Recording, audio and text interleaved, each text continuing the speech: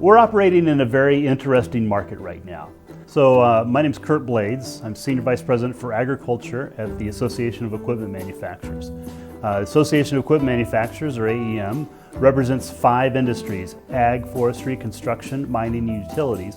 And we represent the off-road equipment for those manufacturers of equipment. Every month, AEM produces tractor and combine reports where we show the tractor sales, the combine sales across multiple classes. For the last 12 months, we've seen a dramatic rise in under 40 horsepower or small tractors sales in North America, both US and Canada.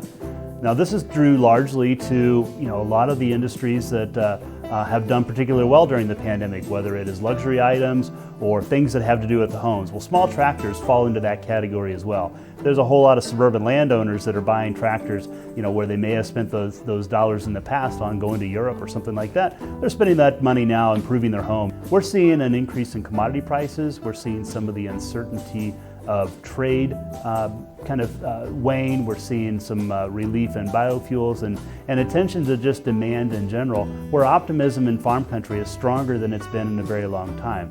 As a result, people are willing to invest a little bit more in their farming operations, and we're seeing that reflected in capital equipment. So we're not just seeing replacement markets, but we're also seeing people updating their fleets and actually maybe some additional demand for that new equipment that we haven't seen in a number of years. The US and Canada equipment markets are very closely related.